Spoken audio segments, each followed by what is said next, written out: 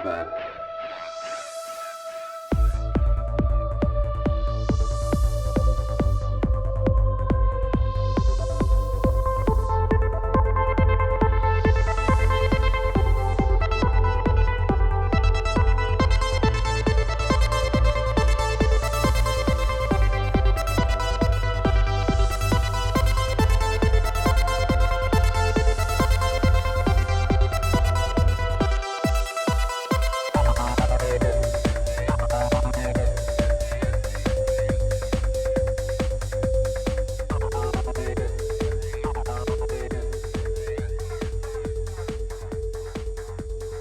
What's up? Another episode of Ripple Effect Podcast. I'm your host, Rika, the Wren's, also known as Ricky Verandas, and another great episode for you today. Susie Olson Corgan is with me today. She's an activist. She's a holistic health coach, and we talk about everything from health to COVID to vaccines. She also has a very personal story, which she shares on the show, and a lot of these people who are very motivated and very active like her do have very personal stories, and that's why they're motivated. Also, Union of Unwanted. If you guys haven't subscribed to that show, it's the other show I do with Charlie Robinson from Macroaggression, Sam Tripoli from Tinfoil Hat Podcast, and Midnight Mike from the OBDM show. It's like a big Zoom conference call with some of the best researchers and thinkers and all those type of people. We've had G. Edward Griffin on. We've had Whitney Webb on. We've had Del Bigtree on. We've had Dr. Brian Hooker on. We've had so many amazing guests on there. So please subscribe to that show.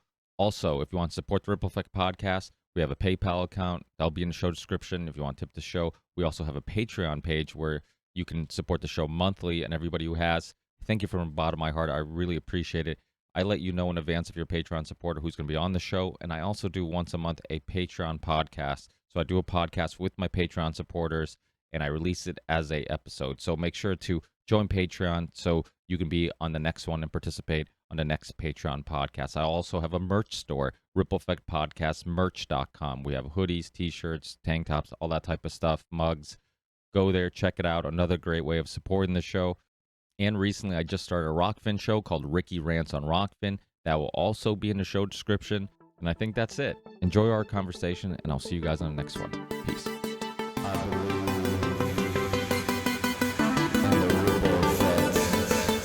Hey, how are you?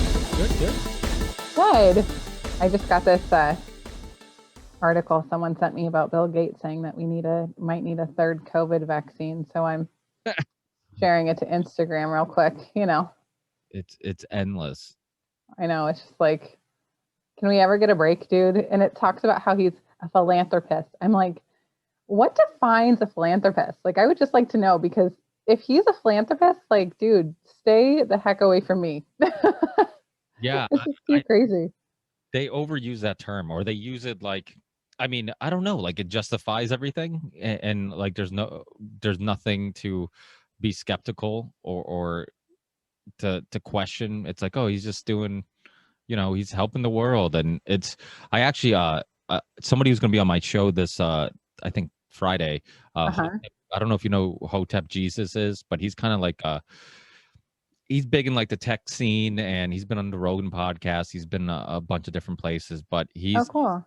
he had a debate. I was going through some of his archives recently, and I didn't realize that he had a debate. It wasn't supposed to be a debate. It was supposed to be kind of like an interview with you know who Lupe Fiasco is, the hip hop artist. No, I'm so outside of everything. Like, this is my whole world. It's like vaccines, health freedom. This is all I live. I don't know anything.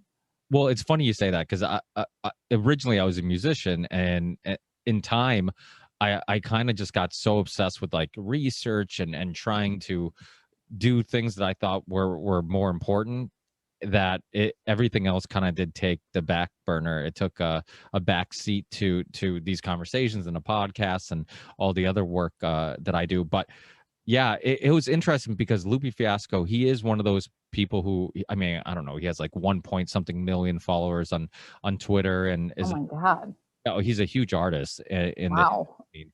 And his opinions matter per se, because they matter because people listen to him and they respect his opinion because they're a fan of his music. And it was, I give Hotep a lot of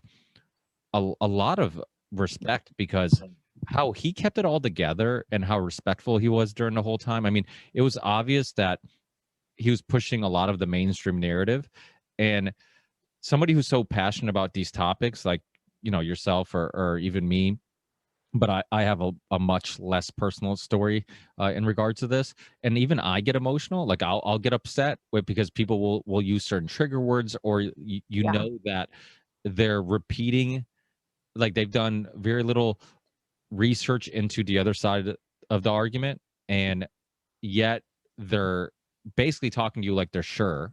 And I'm Hmm. just like, well, you can't be sure, because according to our conversation we're having, you're not that knowledgeable in regards to my side of the argument, you know. And yet people are so passionate on both sides, you know. And on the other side, people who are I would say on our side, those people are passionate because they have done the research, and the research scares them, and what they find scares them, and hearing the story scares them, and that's what makes them passionate. On the other side, like, they're passionate mostly because they've been brainwashed by the media and TV into believing that anybody who's questioning it is a lunatic. Yeah. And so it's just that's the thing. And you see it with the COVID vaccine, where people have been so brainwashed into believing that all vaccines are safe and effective, that you're seeing people talk about the vaccine like, oh, I can't wait to get the vaccine. Oh, I can't wait to get in line and get the vaccine. Oh, once we get the vaccine, all this is going to end. And they're not asking any of the other questions you should ask when taking a product, a money-making product from big pharma, and putting it directly in your bloodstream. It's like, if I bought a product that sucked from Sony, then I just buy another product or I return it. Like, if you get a product that sucks from big pharma, it could mean, like, obviously very serious effects and negative effects on your body and health. So how quickly people are just regurgitating this stuff and not asking the questions like, which vaccine, how does the vaccine work, how far are the studies, you know. Obviously you don't even have to ask the question if there's any long-term studies, because the studies just started. There's no long-term studies on something that just came out. So Exactly. all these questions to me are just fascinating, that people aren't asking. They're not curious about it, and yet they're so quick to believe what big pharma says. And I mean, just recently I shared I forget what year it was from. It was a Pfizer. When Pfizer got fined, they had like the biggest fine for lying about their products. And it's just like, those are the same people you trust, even though there's evidence and evidence that they're criminals and they'll lie and they'll do whatever it takes to make a buck. But yet you think they took all the moral people and they put them in the vaccine department. It's just ridiculous.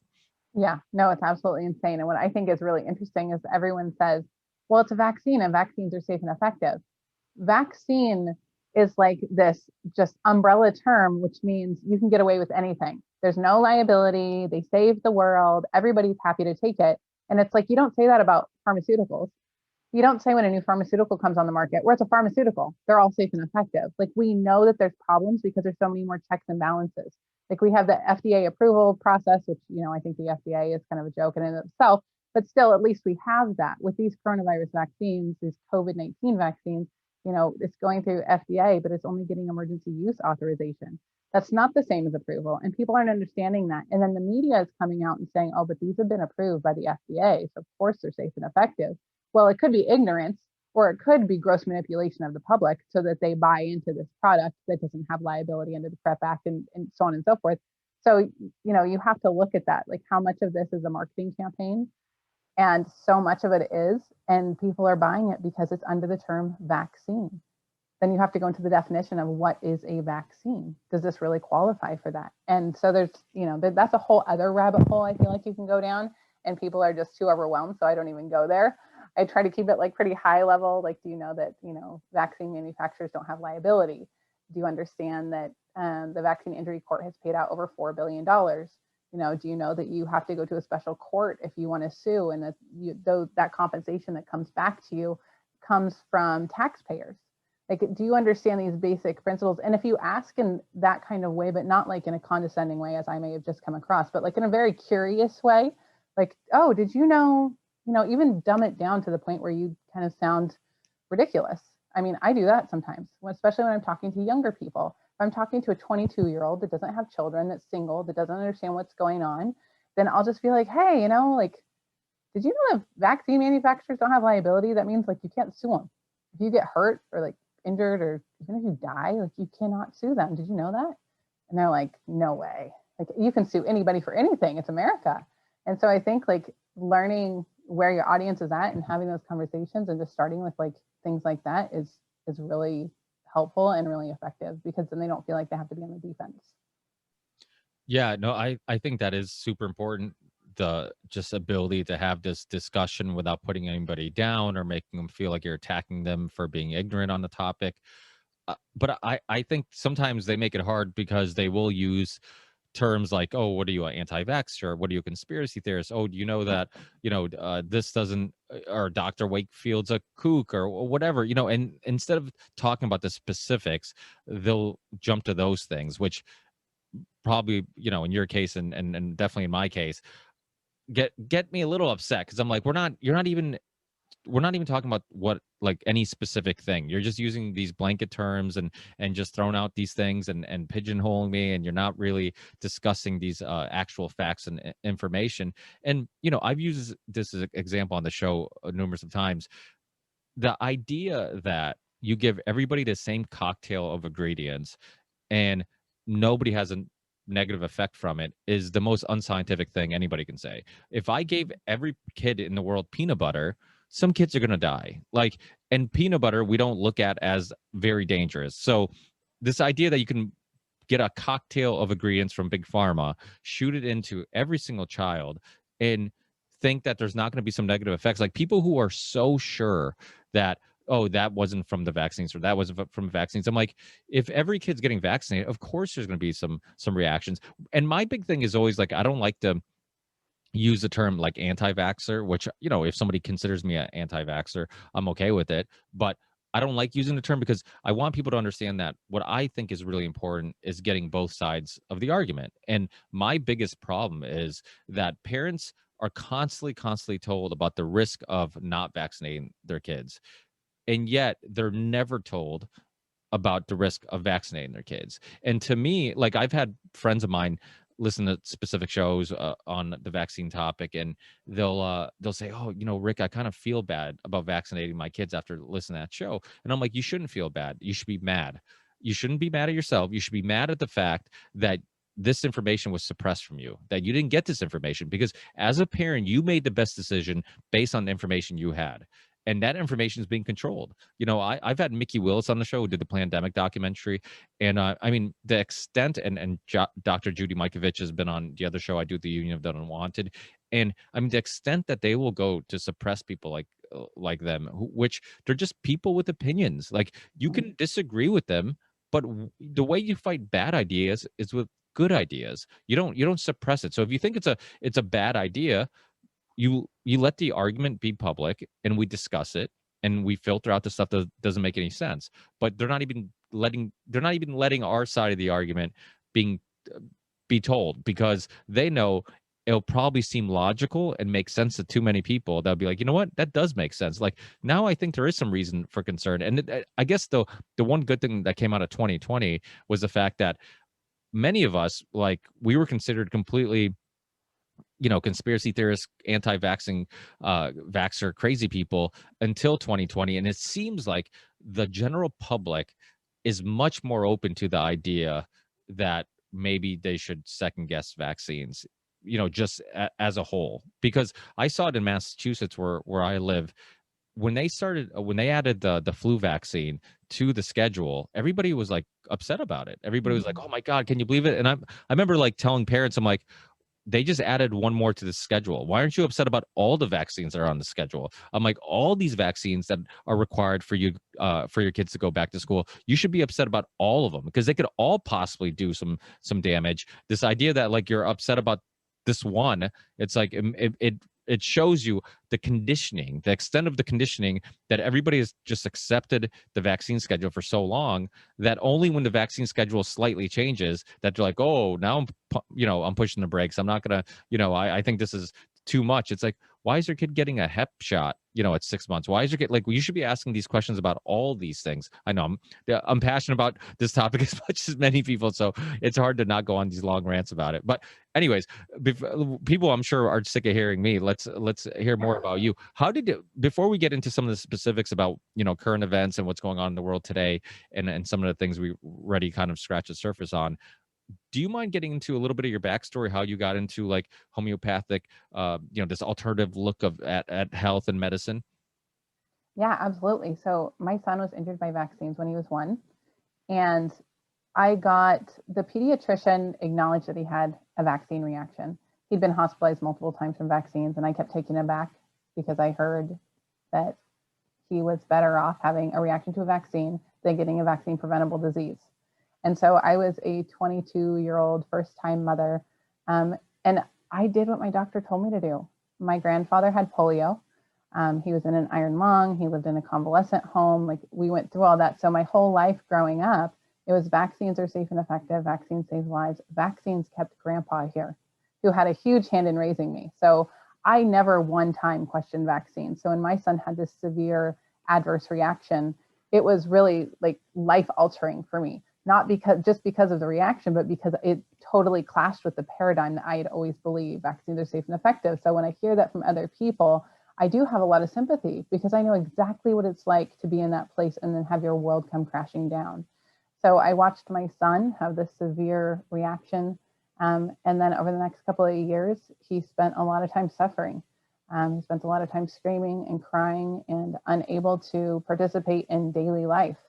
By the time that he was 3, he was diagnosed with autism here in Seattle, Washington, where I live. And with a whole host of other issues at the time. They said that he had developmental delays, which was ridiculous because he was so far advanced before his reaction. He lost all language, eye contact, ability to walk. But they said he had developmental delays, pica, he had autism. They just gave us a list of things. And during that diagnosis meeting, instead of saying, here's some things you can do to help heal your child, here's some things you can do to help restore his body so that he can live more of a normal life, they gave me a list of pharmaceutical drugs. And when I asked what each one was for, they were basically to make my life as the mother easier. It really didn't do a lot for him. They said he should be on a drug to help him sleep. Well, that will help you sleep, so you'll be less stressed. And here's one for him for anxiety, so that you'll be less stressed. Everything came back down to his father and I being less stressed, but not getting to the root cause of any of his issues. So we walked out of that meeting, which is intimidating as it is, because you're sitting around a boardroom table with about 15 different doctors and their fellows. They have a picture of your child up on a huge screen with all of his diagnoses, and they go around the table basically telling you there's no hope for him and for his future. So it's very overwhelming. But we walked out of that meeting and we looked at each other and we said something that I can't say on an interview, but I will tame it down and say, we said, screw those people. Our son deserves better. And that was the day I went on a mission. I went on something I never thought that I would do. I'd always planned just to be a stay-at-home mother, to do gardening and homeschool and, all the things. That's all I ever wanted, was to be a mother and to live that life. But then this happened, this catastrophic thing happened, and I became a warrior that day. So I started researching. Back then, we only had Yahoo groups. We weren't on Facebook. We had Yahoo groups, and I went and connected with every single parent I possibly could. There was multiple groups at the time, but we would be in threads where there'd be like 200 emails on the thread. So I would go through and read every single email. Any symptom that sounded like my son's. He had constipation, he had diarrhea, he had vomiting, he couldn't sleep, he had all sorts of eczema and rashes, bloated stomach, the list goes on. But I just researched everything. And then when he was 4, I found Generation Rescue, which is a organization that was started by JB and Lisa Handley. Their son was also injured by vaccines, and it focused on a biomedical approach. I didn't know what the heck biomedical was, but it was about removing allergens from his diet and then supplementing with digestive enzymes, so things to help him deal with what we are giving him to eat, because his stomach, his body wasn't able to break food down and absorb nutrients. We were then put in contact with a naturopathic doctor that was able to run a bunch of labs on him and see where his body was at for heavy metals and yeast and parasites and all sorts of stuff. And within several months of that, he had his autism score Each kid that is diagnosed with autism has an autism treatment evaluation checklist, and you're scored from 0 to 180. 180 is the most severe. His was 159 when we began. And then within a few months of implementing these interventions, which were basically diet and supplements, removing gluten, dairy, and soy, his score had gone down by 60 points. So it was a huge improvement for a child that was never supposed to improve. And so I saw that. He's now 14. He's still impacted. He's still nonverbal. I homeschool him, which is what I always wanted to do. But his quality of life is extraordinarily better. We never thought we would get to the point that we are right now. And because of that, and because of what I was told would never happen, and told he would most likely be institutionalized, and told that he would never make eye contact with me or tell me that he loved me or hug me or show affection or recognize me as mother, all these things we're told he'd never do that he now does. I, again, went on that mission of now educating other parents, working with them when their children are at the beginning of their injury, helping them to detox and getting them on the healing pathway. And since all this has happened, I've also become a holistic health coach, and I'm a consultant and educational advocate to help other parents get services for their kids for IEPs. And so I went down the whole path, and I've been here now. He's 14, so 13 years ago was his injury, and I've been on this path ever since. Yeah, that's the thing that a lot of people don't realize, is that how many of the people who are anti-vax or are on our side of the battle and debate are parents who have personal stories and went through it. You can't tell me all these parents are crazy. Anyone who's ever had a child, they know that you kind of, throughout their whole lives, you pick up on every little change in the vocabulary and their cognitive ability, all these things. You're constantly analyzing all these things. My daughter's 4, my son's 5. My daughter just recently, like, her language got a slightly better. And I remember telling my wife, I'm like, hey, have you noticed, like, the way she's putting words together and sentences together? Like, she's sounding like an adult, and it's like we pick up on every little thing. So to tell parents that, hey, you just didn't notice, or this isn't related, it is insane. And something that I think Del Bigtree said on either my show or I heard him say it on another show. He was talking about how the last thing a parent wants to believe is that they could have had any effect or any control over this whole situation. So when you say that, like, parents are paranoid or they're looking for answers, yeah, maybe they're looking for answers, but that's probably in some cases your last resort. Like, that's probably the last thing you want to believe. You want to trust your pediatrician, you want to trust your doctor, you want to believe that it didn't have a effect on it. So when you get to that conclusion, it's usually like you've kind of exercised all the other possibilities. And so it's not, that's why I think people on this side of the argument are so passionate, because they do have these personal stories. I know that, I think, we were both on the 24-hour marathon with Brian Festa and the CT Freedom Alliance. And Brian's the same thing. Brian has his own personal story. Dawn has her own personal story. I've had Dr. Brian Hooker on the show. He has his own personal story. So many of these people who are on this side of the debate, they have personal stories, and that's why we're so passionate about it. And again, like, just to make people aware that there is a risk. Whatever decision you make, there could be a risk, but at least get both sides of the argument. That's all I ask for. It's like, don't suppress people. Del Bigtree got he got completely kicked off YouTube. His show was completely removed from YouTube. Robert Kennedy Jr. obviously was just kicked off Instagram.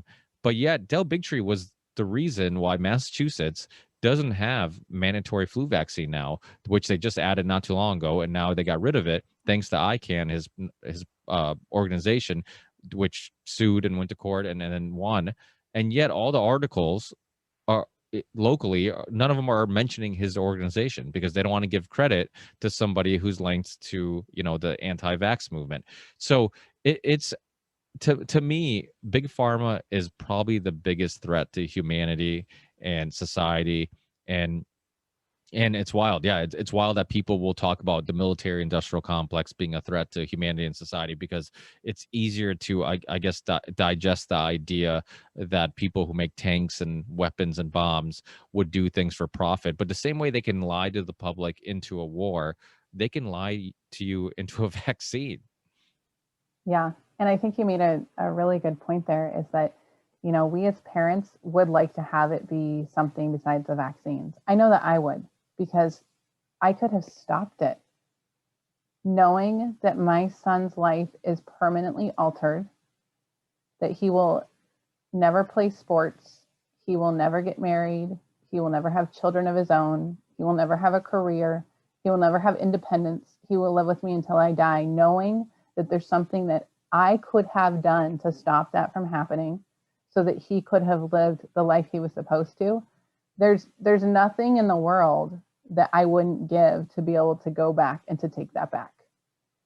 And so for people to say, oh, you parents are just looking for something to blame this on, you just need something to point the finger at. It's like, wouldn't it be so much easier to just say, oh, it's genetics, it came from my grandfather, or it was something in the air, something that you have no control over. But this is something I had control over.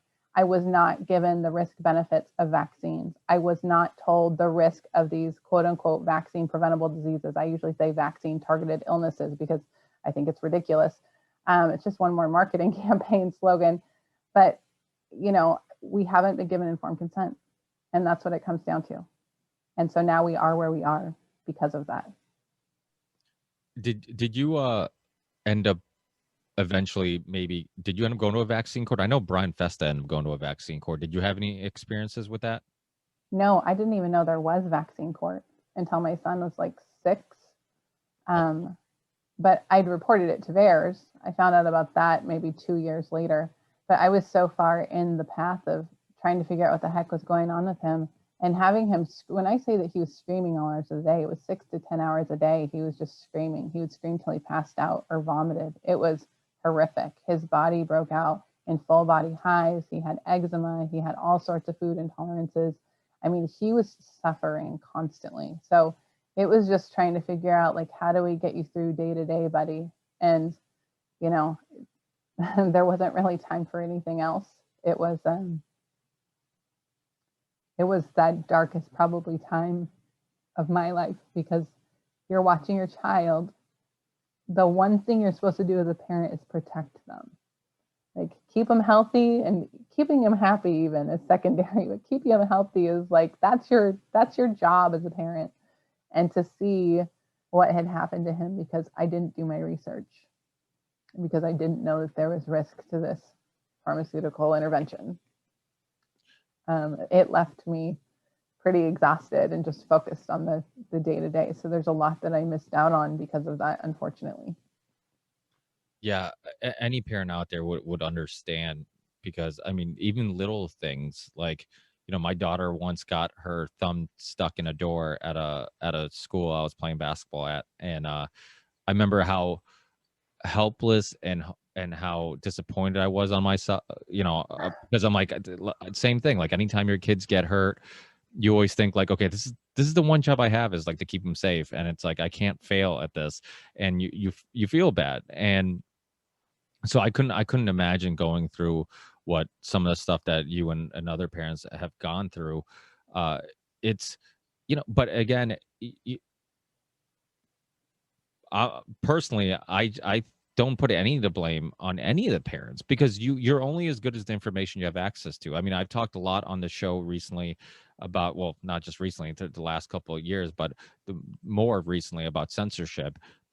We've seen it in kind of like anything that goes against the grain in regards to health and medicine for a long time. I remember the first couple of years I did my show, I had Dr. Brzezinski on, who is kind of well known for his alternative cancer treatment, and I had like all these trolls just attacking me online, and I literally just started the podcast, and I'm like, I'm glad I'm getting attention, but I'm getting all this bad attention, and it was just literally just people that were hired to just call it pseudoscience and kind of discredit what he was doing, and so I've always been in health and nutrition, and you could see like anybody who went against the grain, anybody who went against big pharma, you look at things like the pill epidemic. No politician would talk about it publicly, even though that was a real epidemic. And then you had kratom was a natural pain killing and antidepressant that people were having success with, and of course because it's natural, the government wants you off any natural medicine. They want you on their drugs. So there was this public debate about if it was safe or whatever, whatever it is. But either way, they were making people skeptical about this plant that's been used for a long period of time. So you just saw it over and over again. But the vaccine thing is just, it takes it to a whole nother level because there's so much money in it. I mean, people, nobody's asking like who's paying for all these vaccines. Like they're making profit in many cases. In the COVID vaccine, I mean, we've paid for the research and development, and then we're going to buy it off them, so they don't have to invest any money, and they're going to make a profit off it. So that's another thing people don't take in consideration. It's just like, just why is the local drugstore saying like, come get your flu vaccine, it's free. Well, it's free for me, but who's paying for it? So there's all these things that people don't take in consideration. But without a doubt, I mean, getting all the information to me is something logical that everybody should be able to come to terms with. Like this idea that like, okay, regardless where you are on the debate, can we all just agree that we should be able to give people all the information and then let them decide?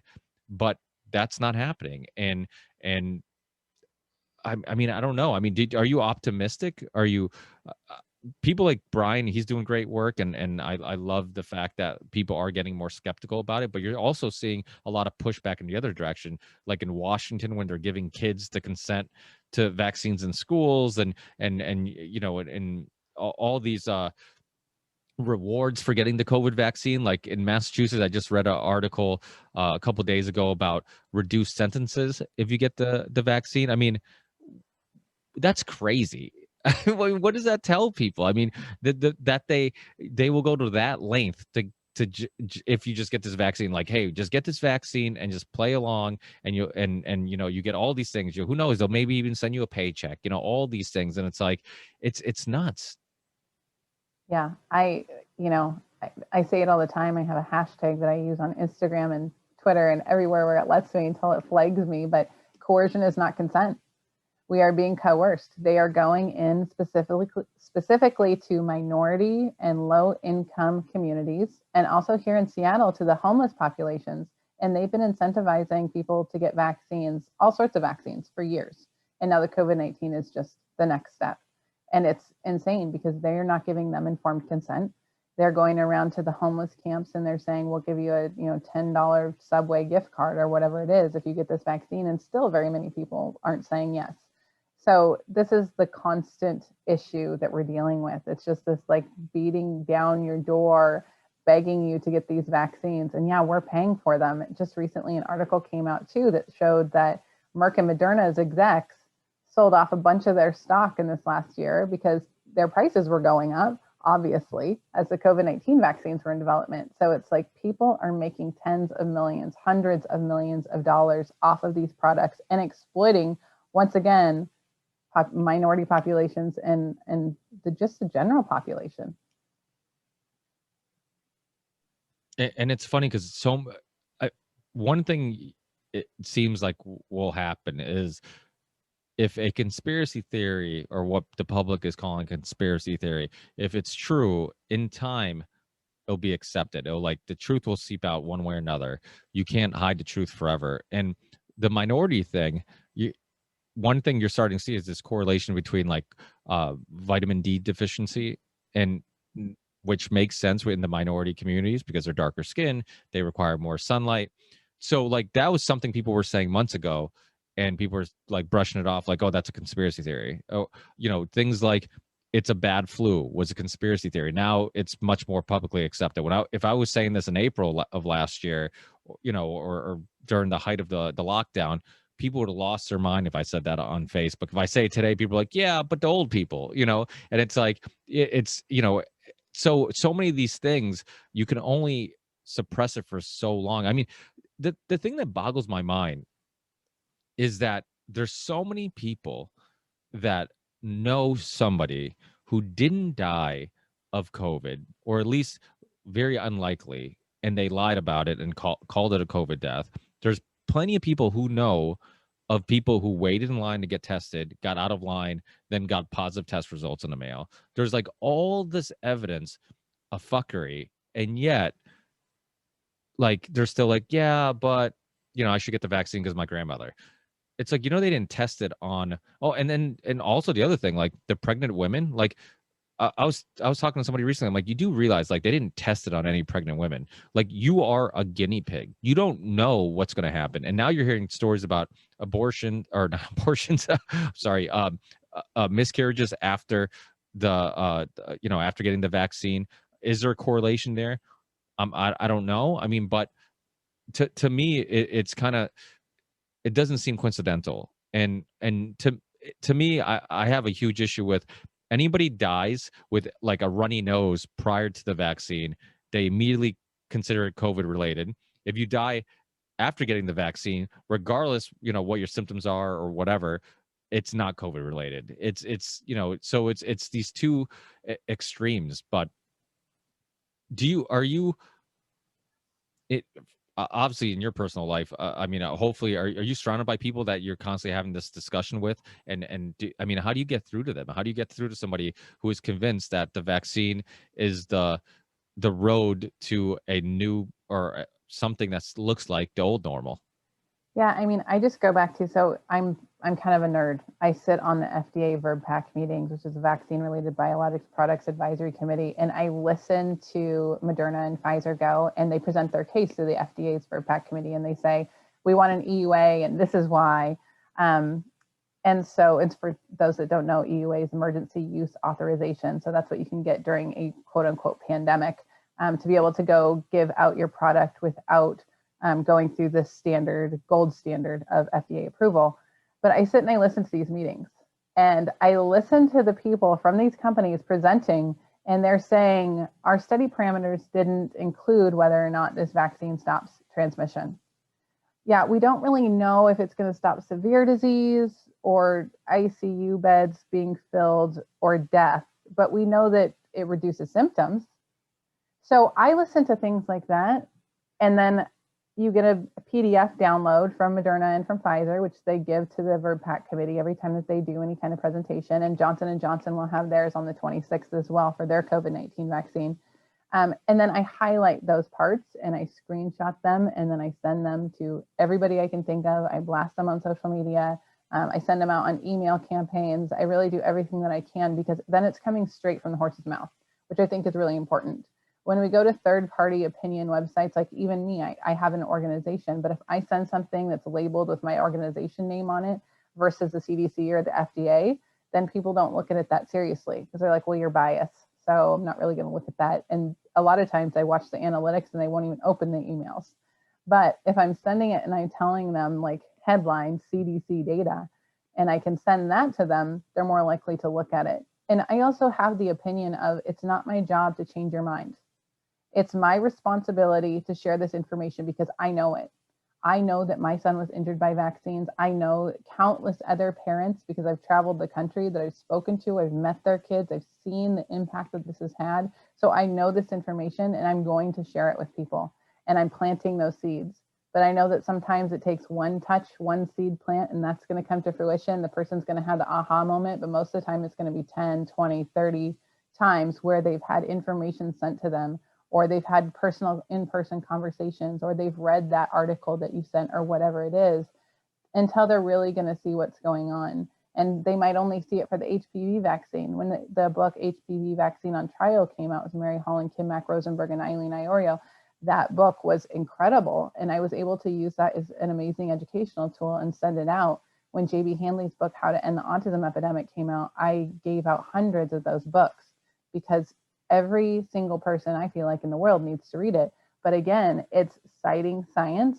It's giving direct quotes from the Stanley Plotkin deposition. Stanley Plotkin's known as the godfather of vaccines. And there's a 9-hour deposition, which you can look at in YouTube if you'd like to check him out. but it quotes these things directly and it quotes studies directly. So these aren't opinion pieces. Maybe the book in and of itself is, obviously, because there's an author, but it's chocked full of cited references that are incredibly powerful. And so I really use those tools to my advantage every time that I can. I also use this website, which I just pulled up on my phone, Liz Wilner put together, called Open VAERS. And it just takes VAERS, all the VAERS reports, which is the Vaccine Adverse Event Reporting System. It takes all of those reports and makes them easier to search, but they're exactly straight from VAERS. So I'm looking at the COVID-19 data right now. This updates weekly. And as of now, there are 145 cases with Bell's palsy, 154 cases of anaphylaxis, 1,654 office visits, 2,792 urgent care visits, 1,382 hospitalizations, and 653 deaths attributed to the COVID-19 vaccines. So I think that you can go and you can take information like that and share that with people and have the intention to educate, but out of kindness. Like, I can go back to that day where my son was injured and know that if someone were to come and talk to me, I don't know how I would have reacted, but I can guess that if someone came at me and said, you shouldn't be vaccinating your kids, what the heck are you doing? Like, you're an idiot, and attacked me, I would have shut down and gone in and gotten the vaccines and said, that's a crazy person. But if someone would have come to me in kindness and said, I want to share this with you because I care about you and I care about your children. Here's my personal experience. Here's some information. Please take the time to look at it. I would have been much more receptive. So I always try to put myself in that person's shoes and think back to where I was. Like we were saying earlier, when you know better, you do better. So I know better of how to approach people and to approach people with kindness. And when you do that, you get a heck of a lot further. I've tried the other way. I've definitely gotten angry at times when I've been called an anti-vaxxer or conspiracy theorist. But now when people say things like that to me, I just take the breath. I say the sentence in my head, that, snap reaction that you may have. And then I just respond with information, because it's not me that they're attacking. It's them. It's that feeling inside of, oh my God, there's fear that comes over you when you all of a sudden realize, oh my gosh, could there really be something wrong with vaccines? Like, I've been vaccinating my kids. Could I really hurt them? Like, this whole thing comes down into your mind, into your heart, into your body, and it's overwhelming. So if you can just go and approach in that kind of with kindness and be willing to just have a conversation, a real back and forth conversation, hear what they're saying too. Don't just listen, don't just say everything that you're saying and while they're talking, like, be formulating your rebuttal. Really hear them. If they say, I believe that vaccines are safe and effective because my grandfather had polio, and if he would have had the polio vaccine, he wouldn't have had polio and his life would have been better. Hear them. Really hear that and understand where they're coming from. I mean, I think that anybody can have a little sympathy and understand, well, that makes sense. Like, no one wants to see your grandparents suffer, or someone that you care about suffer. So I really feel like it's the approach. And I'm not saying it's the approach for everyone. I know a lot of people that, go and bang on walls and scream in people's faces and do all sorts of stuff. And, everybody has to do what they feel is best. But for me personally, approaching people this way, I feel like it's been really effective. And people know that they can come back to me and ask questions later, and that there isn't going to be any judgment. I'll give you one example. I had a friend that has harassed me for years about the vaccine issue, like literally trolled my accounts, like, thought that I was crazy and you've got to stop sharing all this fake news. You're going to hurt people. You're dangerous. I love you, but how could you do this? Da, da, da. Child was injured by vaccines, which was devastating for me, because I'm like, how much more can you do? But again, it's not up to me to change the person's mind. It's up to me to share the information. And then they ask, what can I do to help now? Like, is there a detox or something I can do? And I'm in that place of, absolutely, call me. Like, let's get on the phone. Let's chat. Let's figure out what we can do. Let's figure out what doctors I can line you up with, and get your child on that path to recovery. Because when you start early, the chances of recovery are so much better. So let's go. And I think that that's it. It's like you no longer have like the pride and the ego. You don't care that people are attacking you. It's like, once an injury's happened, you're just there, you show up, you do everything that you can, because you're in this for the children. So that's what I'm here for. And that's the way that I feel like I can make the best impact in this whole situation. Yeah. And the other thing too, like when we have these discussions with people, they say, oh, well, vaccines aren't the cause of autism, which is such a blanket term and statement. But in some cases, they're partially right. Like, it's not the only cause of autism. Like, it's almost like it's kind of like a straw man argument. It's like, I'm not saying it's the only thing that causes autism. Obviously, there could be environmental reasons, there could be genetic reasons, there could be, all other types of reasons. But to say that this doesn't have that there's no link here, when you're seeing obviously the vaccine schedule increase, I actually have a friend of mine who, I don't know if it's his sister or sister-in-law, who works for the CDC, and she has said to him, like, if you get a vaccine approved, it's like printing money. I mean, you just think about it. Like, you add a vaccine to a schedule, a new parent looks at the schedule like, okay, this is what I should be doing. Doesn't ask any questions, doesn't know how long it's been added, doesn't know if it's, most of the time you don't do any research to find out if it's necessary or not. And the vaccine maker makes all that money off it. So it's concerning. I mean, people don't look at it like it's a business when it comes down to vaccines, which is, to me, so weird, because in all other aspects of, like, pharmaceuticals or chemical companies, if it's DuPont with the Teflon scandal, harming people and suppressing research, then, like, that's acceptable. That's something that people can understand. If it's Big Pharma or Monsanto or Bayer, whatever, getting fined for this or getting fined for, people are like, okay, yeah, that makes sense. That's not a conspiracy theory. This is real. But then when it comes down to vaccines, it's like they've done such a great job of convincing people that it's different than everything else. But even though, like, Jenner, the guy who scraped the child with what was the cow? Well, he had smallpox, and then we're trying to prevent smallpox. I forget the story, 'cause it's been a long time since I researched this, but I believe he didn't vaccinate his second child, right? I don't know if you're familiar with the story, but he didn't end up vaccinating his second child because of some issues and some concerns about the vaccines. And you hear stories and stories like this, but for people who are listening, who aren't like, again, we're just scratching the surface. For people who are listening who aren't even aware of what a RNA vaccine is, or some of the vaccines that they're promoting and telling people to go get, could you kind of just give a description on how it works, some of the concerns about this type of technology? Yeah, so I mean, vaccines are pretty straightforward. So if you go to get vaccinated for, like, with DTaP, for diphtheria, tetanus, and pertussis, you're given a vaccine which has preservatives in it, and it has an antigen in it, so a part of a virus, whether it's dead or alive, attenuated, and you're given an adjuvant, and it goes in, it stimulates your immune system, you build antibodies to that part of the virus, and then you're supposedly immune to it. So the COVID-19 vaccines are made completely differently, and I am not a scientist by any means, so I will explain it in the way that I know. But so it's made with messenger RNA. So there's no part of a virus that's put in there, not of the COVID-19. They use part of the spike protein, and then it goes into your body, and it creates the code, and then you're supposed to be immune to COVID-19. That's the layman's version that I understand. Like I said, I'm not a scientist, so please, people, look this up. But what's really interesting is that if you look at the way that this vaccine has come out onto the market and the issues that we've already had, right? And so my biggest concern with this vaccine is that we've never had an mRNA vaccine come to market. And all of the past studies that have been done on this have been horrible. There's never been human trials done. So now we are mass vaccinating the population with mRNA vaccines, with vaccines that are still in phase 3 trials. These studies aren't going to wrap up until 2022, 2023. I don't know, because there's so many vaccines in the pipeline, how much further down the road. So if you go get one of these vaccines right now that are under EUA, you are the trial data. You are that safety and efficacy data. So to me, that's terrifying.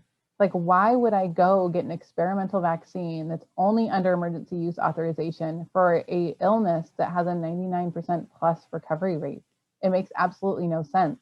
And people come back and say, well, I'm doing this to protect grandma. I'm doing this to protect my immunocompromised, child or whatever it is. My child's immune compromised. I totally understand that, but getting this vaccine will not protect him. It does not stop transmission as far as we know right now.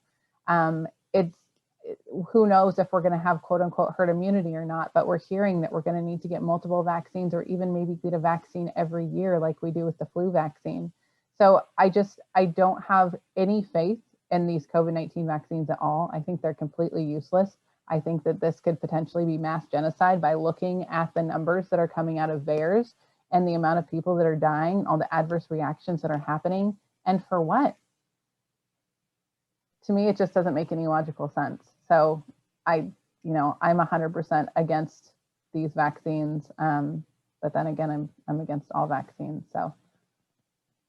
Well, I think it makes logical sense in regards to the push to get people vaccinated every year and just be one of those vaccines like the flu vaccine, which you can make tons of profit every year. You can always talk about the virus strain change. So you have to get a new vaccine. You have to get a new vaccine. It's printing money. I mean, if they can get people into that routine where the COVID vaccine becomes basically the same thing, a equivalent to the flu vaccine, where tons of people get it every single year because the strain changes, that's a huge profit. I mean, that's tons of money we're talking. So it seems like that's the goal, because I don't see why else they would start talking about publicly that the strain possibly changed, or maybe you need to get a different vaccine or get multiple vaccines.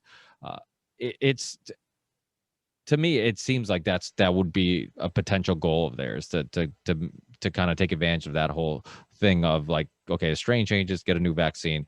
But it's also, people have to ask the question, like there was a local, like News 22, their local, where I live in Massachusetts, and they were sharing articles immediately after the vaccine was available that conspiracy theories are already circulating in regards to deaths caused by the vaccine or injuries caused by the vaccine.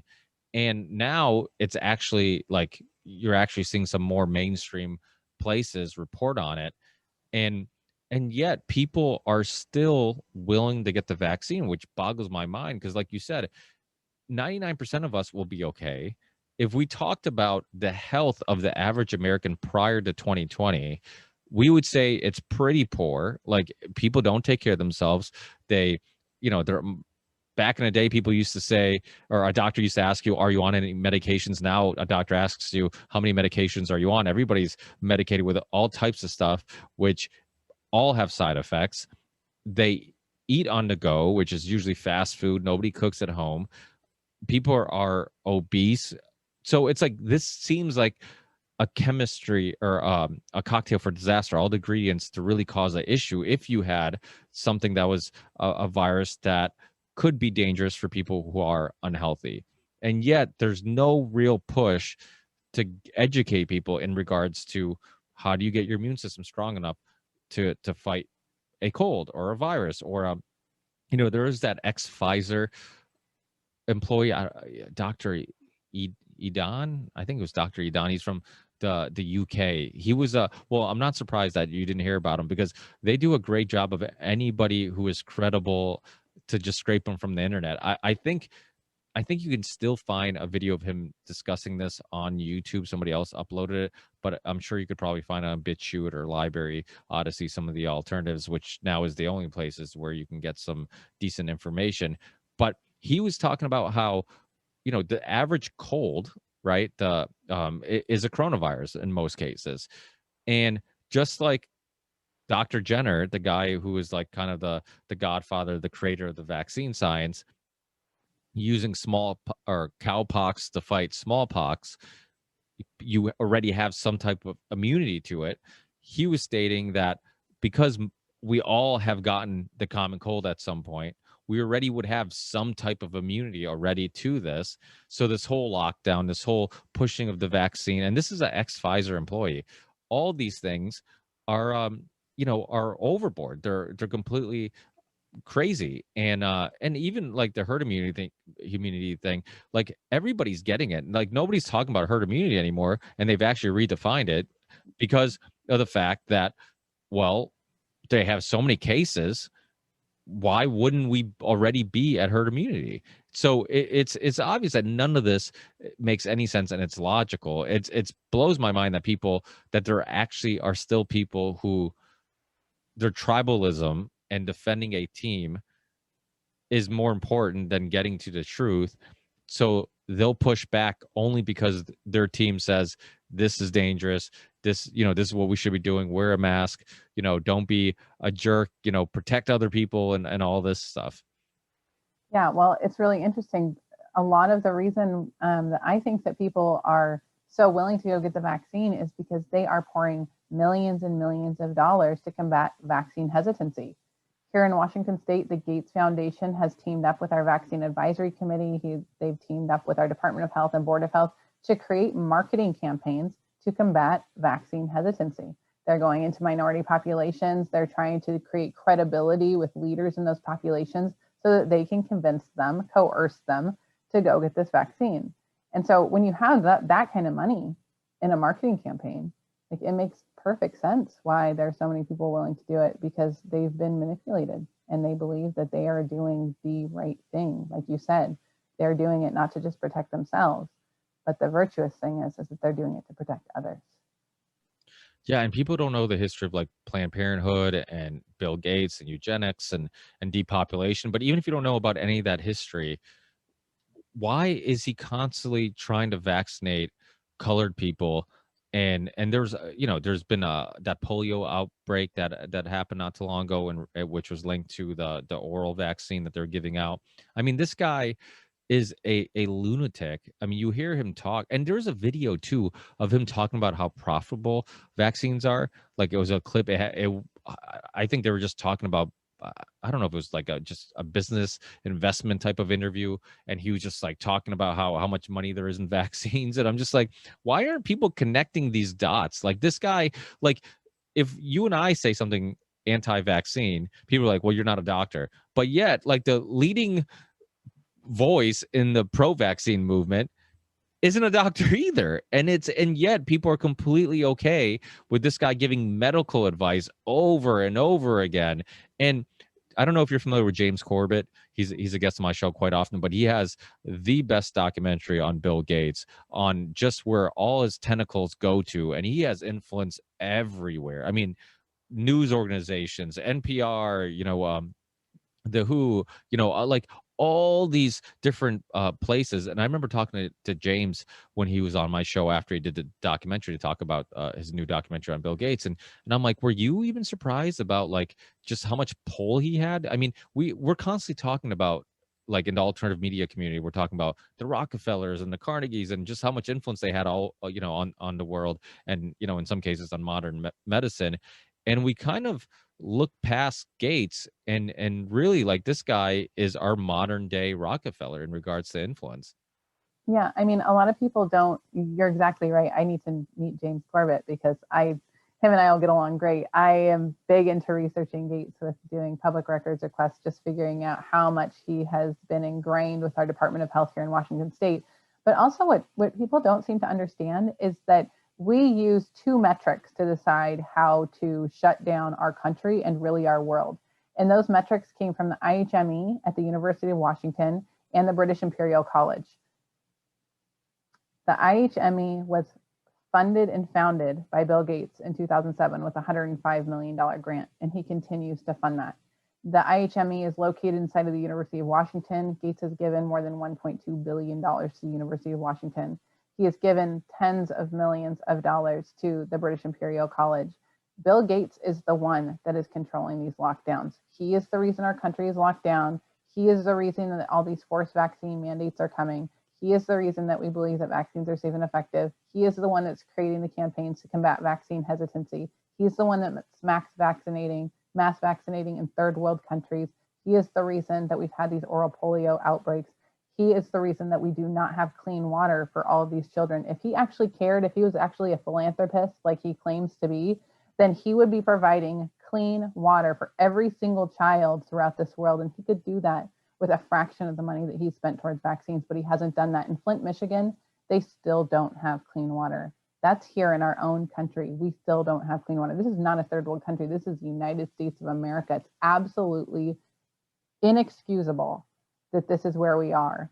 And still somehow we look at him and we praise him as if he's some kind of God, and all he's doing is mass poisoning our world, shutting us down, closing our businesses. He is learning and creating these campaigns so that he can continue to coerce us into doing what he wants us to do, which is basically right now, in my mind, to be lab rats. And nobody should be okay with that. Yeah, Justin Wren, he's a ex MMA fighter. He fought in UFC and Bellator. He just huge heart, really great guy. He has a foundation called Fight for the Forgotten, and it's about getting clean water to places in Africa. And I've had him on the show, and the amount of people that die from just not having access to clean water, and it's a fairly easy solution. You get them clean water, right? It's much easier than vaccinating people, right? All the research and development, all that stuff. You just got to get them clean water, and yet, like, nobody, where is the push for that? Because there's not a huge profit margin in pushing clean water, even though there is apparently a lot of profit in water, but that's become, that's a whole nother conversation. But yeah, that's that's something people don't even ask. Like, okay, if you really care about saving lives, then, and not just that, Bill Gates's logic, and I'll send you the James Corbett documentary. It's phenomenal. He always does some of the most thorough research on whatever topic he researches. And I mean, it just, his logic, Bill Gates's logic in regards to depopulation, like his logic doesn't make any sense, because he'll publicly say, like, I'm getting these vaccines to people, which, will for some reason help depopulate because we have too many people. And he uses this logic like, oh, when people are poor and sick or something like that, they don't have as many kids, so we get them, or have more kids. And it's like he goes through this crazy, like, hula hoops of, like, logic, where I'm just like, how does this make any sense to anybody? This guy, in one conversation, will be in 1 second, we'll be talking about how we're overpopulated, we need to lower the population, and he says it in a sense like he's trying to help the world. And then in another conversation, he's trying to get people vaccines that are life-saving, which would, you think, would increase the population. And people just accept this, and yet they call us crazy. So it's hilarious. There's a good, well, I don't know if you're familiar with Jim Abrams. He did those movies back in the day, Naked Gun and Airplane and all that stuff. And he has a crazy story about, and the reason I tell this story, and he's been on the show to tell the story, I really highly recommend people going to check out the interview I did with him. But his story is important because it kind of shows how flawed the medical system is. He had a son born, would have these violent seizures, like real violent seizures, hundreds a day, having physical, mental damage caused by these seizures to his child. At the time, and still now, he's a fairly famous filmmaker and well known, been very successful, so money and resources aren't an issue. And he got to go to see all the best doctors, go to all the best hospitals, trying to figure out, how do I help my boy, how do I fix this problem? It was just meds after meds after meds, even having now looking back, a unnecessary surgery, did all these things. And he just happened to be in a library looking through books, and he ended up finding this John Hopkins study that they did, I think, in the early 70s, that showed a link between some success with the ketogenic diet and getting rid of the seizures. And I'm a big keto guy. I've been doing the keto diet for a long time. I'm very anti sugar, not because of just the weight loss thing, but I think that's just scratches the surface when you look at, like, just it, removing sugars and carbs from your diet, just how it helps with fighting cancer and arthritis and all these things. Well, he talks to his doctor about the ketogenic diet. He's like, well, there's some research showing there's some success.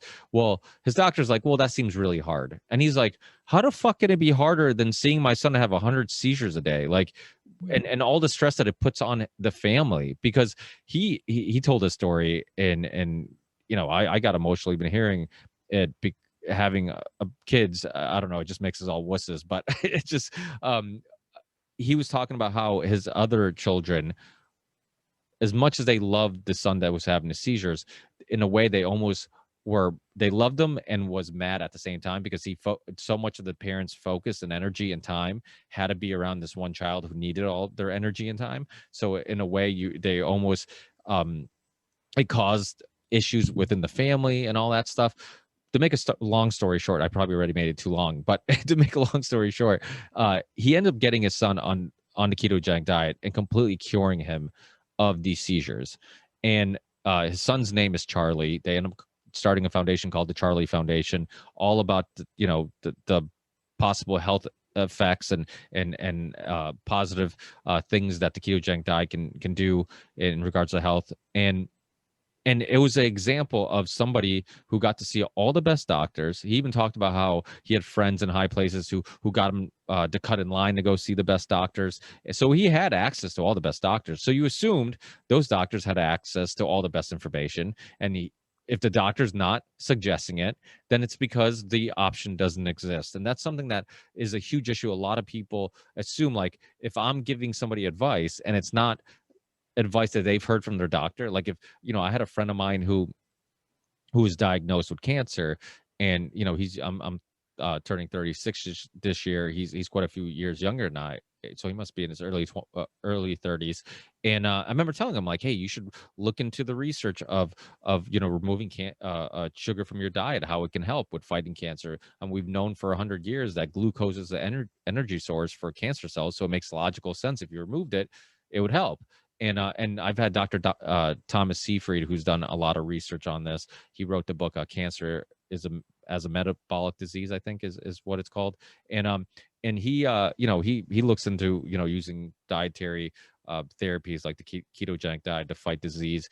And he brings it up. His doctor poo-poos it, like doesn't know anything about it, doesn't care, whatever. Oh, I don't know anything about it. And then tells him, like, don't eat red meat because there's something in red meat that could make the cancer worse. And I'm just like, out of all the things he's telling you, like, the fact that sugar wasn't even in the conversation should make you skeptical about how much this guy knows. And this idea that doctors know anything about diet and nutrition is silly. I mean, they really don't spend much time at all researching it. And then people who look at diet and nutrition as like it's not something that is that important. Like, we all know that if we eat better, if we eat cleaner, we feel better. And if we eat shitty, we feel shitty. So this idea that, like, diet isn't something we should really be considering, or that, like, supplements, vitamins, and obviously there's the whole debate about, like, quality of vitamins, because again, there's a lot of people who will take advantage of something and sell you something that's not really the thing that you're buying. But, like, to simplify it, if you eat things that are good for you and you feel better, so why aren't doctors and people who are supposed to be health experts putting more emphasis on what we eat in our diets? When I was growing up, our food pyramid, on the bottom of it, what should be the majority of our consumption, is carbs. And now we all look at carbs and, like, oh yeah, they're dangerous. Like, now it makes common sense. But for a while, people like Dr. Atkins were considered, like, crazy. Oh, this idea of, like, eating all this fat and that's going to give you a heart attack. All this stuff, and even, like, the propaganda that went into cholesterol and getting all that stuff. So there's so much evidence in regards to our health that we've been lied to, and yet, like, it's probably some of the most important information. That's why I tell my listeners, like, these shows are the most important shows to me in many cases, because it's information that can change your life now. It's information that, like, if we're talking about foreign policy and what's going on in Syria and Yemen, if I have a journalist who's talking about that stuff, it's important, but it can't change your life right now. And so that's why I should have probably had a question at the end of that long rant of mine. But do you want to say that? No, I mean, I completely agree. So the same thing happens with kids that are diagnosed with autism. Parents come to me and they say, my child's screaming, they have a bloated stomach, they're leaning over the couch, they're, having all of these issues, dark circles, rashes, whatever it is. And I ask them, what are you feeding your child? And they go on to tell me lots of bread, crackers, cookies, cereal, cheese, yogurt. So a lot of gluten, dairy, and soy. And so I'll say to them, have you considered removing gluten, dairy, and soy? And I'll explain to them what happened with my son and how it could benefit their child. And they say the exact same thing to me. Oh, well, my doctor's never said that. My doctor's never said anything about needing to remove any of that stuff. And anyways, that's all my child eats. What am I supposed to do? That's the problem. Our children become addicted because there's gluteomorphin, there's casomorphin, there's all these things that are actually addictive compounds in these foods that are impacting our children's brains and guts and causing this addiction to the food, and then a lot of issues that go along with it. So I'm 100% on the same page with you. Like, diet is key. Your gut microbiome, like, that is key. If you don't have a good, like, wide, varied, organic diet, then you're not going to be healthy. And my child went from having severe constipation and all of those other health issues that I discussed earlier to being able to eat basically anything. So I removed gluten, dairy, and soy. He was off those for 8 months, and then like went down the whole food allergy intolerance test or whatever. 54 foods, ended up being 54 foods. And it was because the gluten and dairy specifically cause so much inflammation that you can become reactive to pretty much anything. Like, when your body is in that inflamed state, you are just a ticking time bomb to develop more allergies and sensitivities. And so you remove those and the gut starts to heal, that leaky gut gets all taken care of. And then all of a sudden you're able to eat a wide variety, varied diet again. And so now I still keep him off of gluten. The only dairy he gets is raw and very, very limited. I don't give him soy because I don't feel like there's any benefit for him in that. And he eats organic, he eats grass-fed meats. I totally believe in the meat and needing to, get him his B vitamins. That way he does really well with it. Make sure he's getting lots of omega acids and everything, and fatty acids, everything like that. But I give him that whole foods organic diet. And so these parents are saying to me, my doctor didn't say that. My doctor just said that I needed to give him like some Ambien and Ritalin, and then he was going to be better because he's going to sleep and be more calm. And I come back to them, well, what would you say if I told you that your child could be more calm and sleep just by diet adjustments, and you don't have to give them those pharmaceuticals? And at first, there really is a lot of pushback because, just like you're saying, there's no information or education given to our doctors. Our doctors go to medical school and they learn how to give what pill for what symptom. They're not taught how to deal with underlying issues. And so once you start having those conversations, like, light bulbs can start going off and you can actually get to the root of the issues and start healing the body. It's miraculous. And so that's why I went into becoming a holistic health coach, and I'm looking at continuing my education with that and becoming an naturopathic doctor, because I want people to understand how important the foundations of health are, making sure that you have that good diet, that you're drinking plenty of water, that you're getting your vitamin D, that you're getting outside, that you're getting exercise, that you have a good anti-stress practice, all of these things that we really need to bring our bodies back into balance, that you're not going to hear from mainstream, because they'd rather give you a pill, an appointment, a surgery, anything else than to empower you to take your health back and to be able to function, and not just function, but to be able to thrive in life.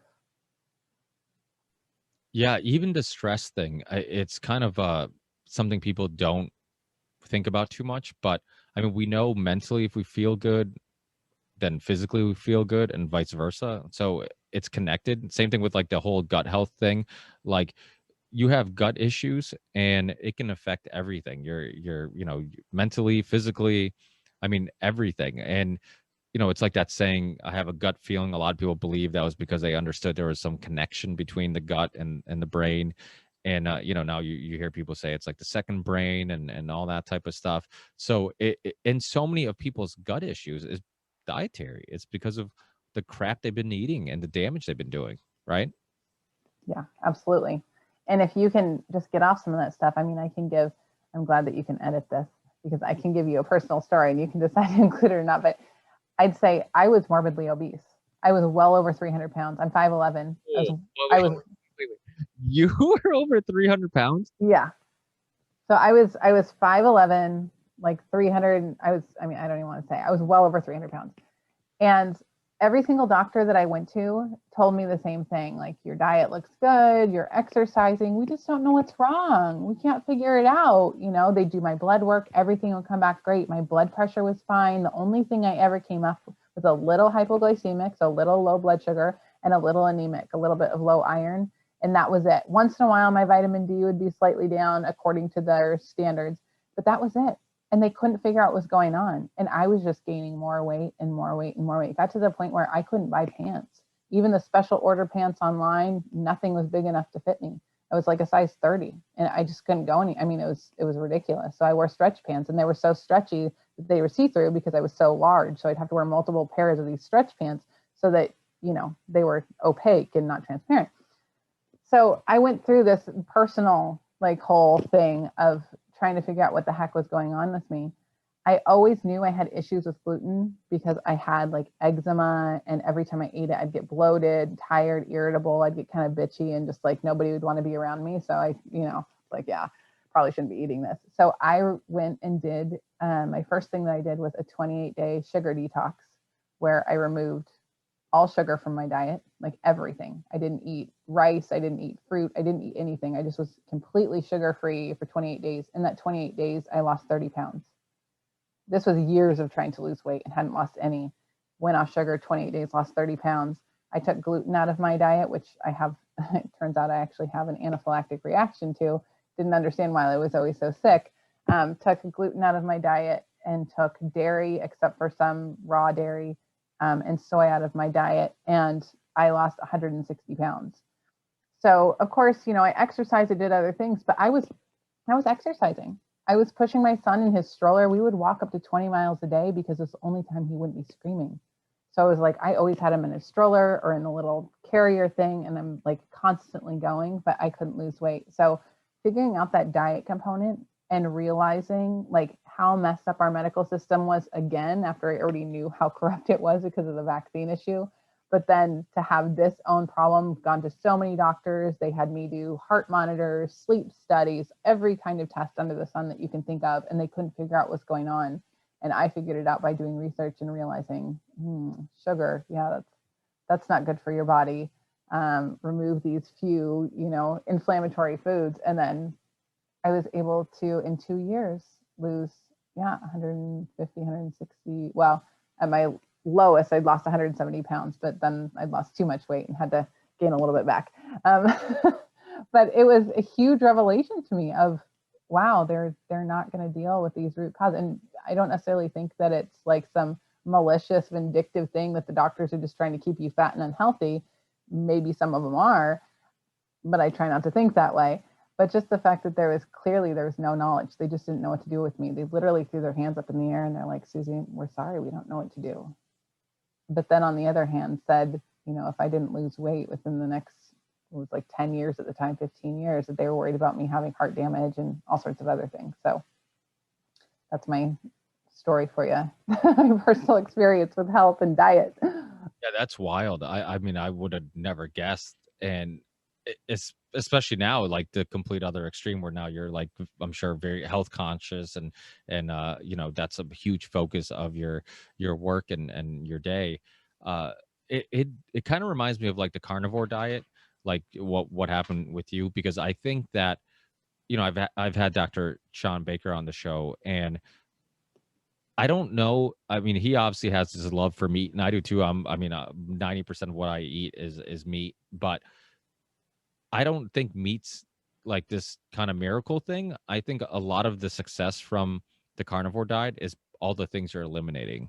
It's the fact that you don't know what you have a reaction to or what could be causing some, negative reaction in your body. So if you eliminate everything and only consume something that, I would say 90% of people have been consuming since the beginning of time and can consume with very little issues, then that's where the success comes from. You hear people talk about autoimmune disease and all these other issues that are kind of mysteries that doctors don't really know how to treat or how to handle, and yet they're having some success with the carnivore diet. I mean, Dr.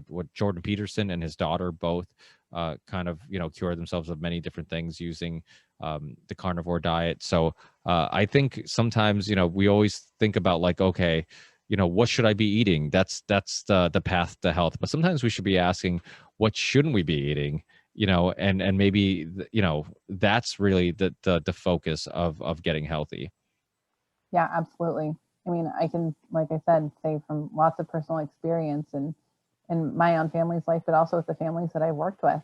What shouldn't you be eating? Maybe you shouldn't be eating that sugary cereal filled with GMOs. That's not necessarily the best thing for you. Or kids that are addicted to the cornflake sugary, all this sugary sweet, the gluten, the soy. It's too much, and your body doesn't know what to do with it. So one of the things that I always encourage people to do is say, how is this benefiting my body? If you sit down and you look at what's in front of you, look at each thing and say, how is this benefiting my body? And if it doesn't benefit your body, skip it. And I know that seems really like simple, and people just, well, I enjoy my ice cream with chocolate chips. It's like, yeah, but in 5 years from now, when you're dealing with massive inflammation, autoimmune issues, or cancer, like, I think that you probably would like to have been able to go back and skip that crap food that you really didn't need. And it spikes our blood sugar, it causes all sorts of issues, and it's just not worth it. People are so in this mentality now that they're living to eat instead of eating to live. And it's like, we need to be fueling our bodies. We get one. There are no do-overs. Sure, we can have organ transplants, but how long does that last? And then you got to go on all those anti-rejection drugs and everything else. It's like, it's better just to treat what you have good, and make sure that you're maintaining your system so that you can live a healthy, balanced, long, vital life, not just sludging along as you go. Yeah, I tell people too, I'm like, what you eat either helps you or hurts you. And you have to look at it that way. It's either, either you're going to get some nutritional value out of it, or it's going to cause some issues. And that's people don't look at food that way. They just think it's like a little bit of mouth pleasure. But we all know, like, hey, like, if I eat this, yeah, I get a little bit of mouth pleasure, but then I feel like crap for a while, and then you usually regret it. You think like, oh God, why did I do that? And also, like, this idea that people, these life decisions, like, people assume that, oh, you go from like healthy to sick overnight. Like, oh, what happened to Joe? Joe just had a heart attack overnight, whatever it was. He seemed like such a healthy person. It's like, no, it's a lot of poor life decisions. And little by little, you go from like, you go healthy, and then a poor life decision will get you a little bit closer to unhealthy, a little closer to unhealthy, and then eventually it catches up to you. And you'd have to look at somebody's whole life history of like what their lifestyle in regards to exercise and getting sun, and then their lifestyle in regards to what they're eating. And then you could probably see some things that start making sense on how they got to where they got. I mean, honestly, there's just some things that are just unlucky. Maybe it's genetic, maybe it's environmental. You work in somewhere where you're next to chemicals or whatever. But a lot of things, just from diet and exercise and nutrition, can be avoided. Yeah, absolutely. And that's one of the things that we're seeing with COVID-19. It's attacking these people that have diabetes, that are dealing with obesity, that have high blood pressure, but it's not. Your body's become the virus has been able to colonize your body because your body is sick. There's opportunity there. And that's with everything. That's not just COVID. That's with pneumonias. That's with flus. That's with cancer. That's with everything. It's like, if you create that environment, it becomes a welcoming environment for illness. So you need to make sure that your vitality is there in your body. You need to make sure that you have the correct nutrients. You don't need to be on a list of supplements. It doesn't need to be hard. It's just the foundations of health. You eat a varied diet. You make sure it's organic, it's clean, it's whole, it's unprocessed. You get your exercise like we were talking about earlier. You manage your stress. You get outside and get your vitamin D, you drink your clean water plenty a day, you get enough sleep. And it's like, just doing those basic foundational points of health, you are going to create such a stronger environment. Your body is going to become stronger, that mind, body, soul connection. You're going to be in so much better alignment that you're not going to be a sitting duck for the next virus that comes by you, because we're never going to beat nature. When it comes to all these viruses circulating around us and bacteria and everything, they're always going to be there. They're always going to be mutating. There's always going to be something going on. So you can choose to live your life in fear and in a bubble and try to protect yourself in that way with masks and shields and gloves and goggles and everything else that you feel like you need to do.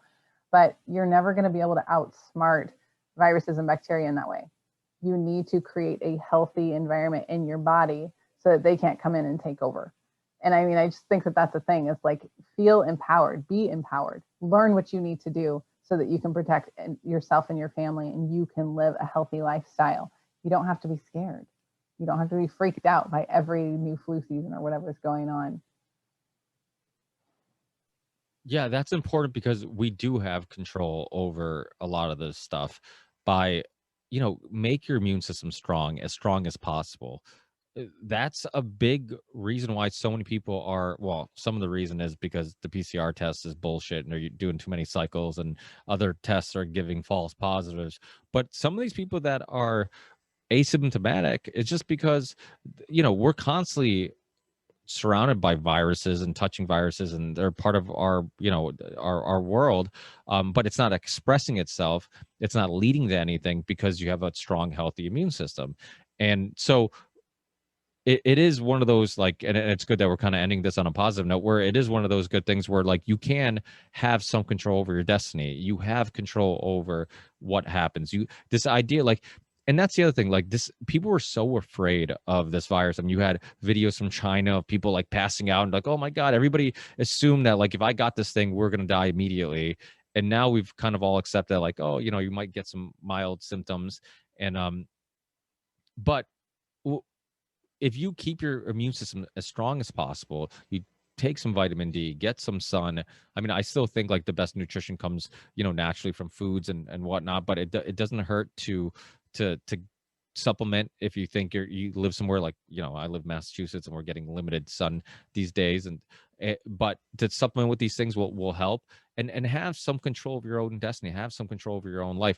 Don't just do whatever, and resist being proactive, and then just wait till you get sick and then ask a doctor or big pharma for help, because that's what a lot of people do. People always want the easy way out, the path of least resistance. Give me a pill, give me this, give me that. Well, what will solve the problem? It's like, no, be proactive. Like, give yourself the best chance to survive and fight back. And guess what? Humans are amazing, a piece of natural technology. I mean, our immune system is what, I mean, even when you look at, like, if you believe in vaccine science, I mean, really what we're doing is we're tapping into our immune system, the ability of our immune system to fight things. So really, at the end of the day, like, it's our best defense in life against anything. And you brought up that, we only have one body, and to take care of it, and I completely agree with you. I've said this on the show a bunch of times. If we looked at our bodies the same way we would look at a car, right? Like, if you give somebody one car and you say, hey, this car has to last you forever. Like, you're never getting another car. This is your car. Like, if this thing starts falling apart, if it doesn't start, if you pop it, if a rim's bent and you're kind of wobbling around, that's on you. You're stuck with it. You're just gonna have to, deal with it. And and you would put the best gas in it. You'd put the best synthetic oil in it. You would put all the best fluids. You would make sure it's taken care of. Our body's that car. Like, people act like it's a car we could trade in. You can't trade it in. Like, if you looked at your body like that car, like, you get what, if you don't take care of it, and you start having issues with it, you're just stuck with it. Like, if you don't take care of it. And too often people, when they're healthy, especially when we're young, like, and we think we're going to live forever and nothing can harm us, it's really easy to not see that far in the future. Like, oh, let me just eat Mickey D's, let me just drink a little too much, let me do this or do that. And but if we start looking at our bodies in regards to, the big picture, like, okay, do I want to give myself the best opportunity to be able to still enjoy life in my 50s, in my 60s, in my 70s? Then let me start today. Don't wait till it's too late and then I'm stuck in the medical system. Let me start making decisions today. And when you have kids, like, that's a good motivation too. Like, look at your kids. Like, do you want to be able to be energetic and kick a soccer ball with your kids when you're older, or you just want to be too tired to do anything, and too stressed, because when you're tired, you're stressed, and you don't have time, your fuse is short because you don't have the energy to go get the thing your kid's bugging you for or whatever. We've all been there when you have kids who don't, my son didn't, for like the first like 6 months, he didn't sleep longer than like an hour or two at a time. So we're zombies, and your fuse is so short because of it, because you're stressed and a lack of sleep. So that's kind of just like a small sample size of what happens when you don't take care of your body. You're overstressed, you're not taking care of yourself, and then your fuse shrinks, and then you don't have energy, and then you're taking it out on people, and your whole quality of life just completely disappears. So it's really important to be proactive. Don't wait till, no offense, until you're 300 pounds to start losing weight. and weight is just one aspect of health. There's a lot of people who are skinny who are unhealthy. It doesn't mean you're healthy just because you're skinny. And that's the other deceiving thing. People think, well, oh, look at that person. They look healthy. How can they have any health issues? I thought she was healthy because she's skinny or because he's skinny. But it doesn't mean you're getting any nutrition out of what you're eating and your quality, what's your quality of food. And I see it at the gym. People at my gym, I see them work their asses off. People who are there longer than me, they're there sweating, they're there all day doing, 3 hours on the elliptical, and their bodies don't change. And it's like, it's not what you're doing in here. It's what you're doing when you leave here. It's the lack of actually eating what you need. I'm totally using that car metaphor from now on. I'm stealing it because it's so important and it's so true. And I think that's you touched on so many good points there. But one thing is that people no longer want to take responsibility. It's so much easier to just go to the doctor and get the pill, or to have the excuse, because your doctor will diagnose you with anything. I mean, you can complain of joint pain and you'll get diagnosed with fibromyalgia and given pills, and that's your excuse to not exercise and eat well because now you've got this pain all the time. That's the kind of society that we live in. So you can choose to make excuses for your life and to make excuses for the choices that you've made that has gotten to you where you're at, but no one is going to pay for those consequences except for you. You are the only one that's going to have to deal with that. And then your children, your spouse, your grandchildren someday, if you're not around. Like, it's really important. We've gotten way too comfortable with just passing the buck, and we've got to start taking more responsibility for our own health. You can get empowered, get informed, get educated, take care of yourself, show your kids, lead the lifestyle, set the example and the tone so that they can do the same thing. We don't have to have this next generation of children to be the sickest. Our children right now, 54% of children are dealing with a chronic illness. We can change that. We can turn that around. This does not have to be their destiny. So I'm all about the empowerment and the education of everyone, because I know what's possible. I've seen it in my own life. I've seen it with families that I've worked with, and seen that huge shift, and then the mental shift and the ability to really enjoy their lives in ways they were never able to before.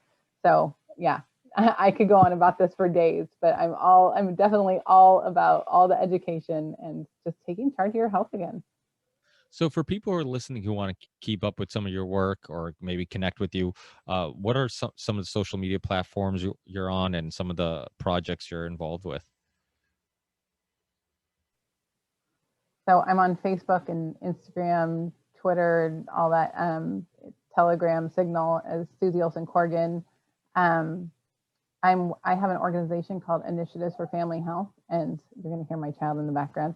I have an organization called Initiatives for Family Health, and we work to empower people in their own communities to create change. So whether that's to create an organic garden at your kid's school, or it's to fight back on 5G in your neighborhood, or it's to get rid of GMOs, whatever it is, fight back vaccine legislation is a big thing that I do. That's what our organization focuses on. So it's really about empowering people to take charge and to take the lead in their community, because your voice is important. Your story is important. You can make an impact. Too often we're looking to these big organizations to go do the work for us, but it's not them, it's you. You're the only one that's going to be able to save yourself and save your own family. You've got to take the responsibility and step up. So that's what we really work to do. And I work with a lot of other organizations too, but there's just too many to list. In Washington State, we're starting a new lawsuit, and we have a website that just got put up. So it's just a frame of a website right now called thereisnoemergency.com. We're fighting back the governor's emergency powers here. I work with a legislative coalition throughout the country to provide proactive legislation in each state so that we can fight back when there's a pandemic in the future, so that they can't shut us down and shut down our businesses. I work with all sorts of organizations that really have to do with, just like I said, empowering and educating parents and mothers and fathers and grandparents to get involved and to be able to impact change in their communities. Awesome. Yeah. Send me any links that you want me to put in the show description, and I'll make sure to add all of them in case people want to check out any of those or connect with you. But thank you so much for your time. Thank you so much for sharing some of your life experiences and knowledge and wisdom. And hopefully we stay connected and we talk again in the near future. Yeah, I would love to. I just went down kind of the personal side of things, but there's just so much to this whole conversation, and the legislative side of it is another big one that has a huge part of my passion. And Something I didn't talk about today, but I would definitely love to chat with you again. I appreciate the opportunity to get the information out there. And I just want parents and everybody, you don't have to be a parent. As a person, I want you to feel that you can be educated and empowered really to just live your life and to not live in fear. Yeah. Well, I think the personal aspect is important because I think when people hear these personal stories and instead of just people being like, oh, this person's a anti-vaxxer and you don't know why or what led them there and some of the struggles that led them there, it's much easier to connect with the person and not see them as a enemy or like they're trying to do people harm, because I think there are some people that have been so brainwashed, they're true believers that they think anti-vaxxers are dangerous and harmful to society. And so I think when we get to hear the backstory to some of us dangerous people, then I think you realize like, okay, this person is harmless. They truly just care about getting the information out there, sharing their story, and that's it, and let people decide for themselves. But we live in a crazy world where I remember when I started this podcast, I could go online. If I was doing a podcast with somebody I'm a fan of and I want to do some extra research, I could go down rabbit holes on Google and YouTube.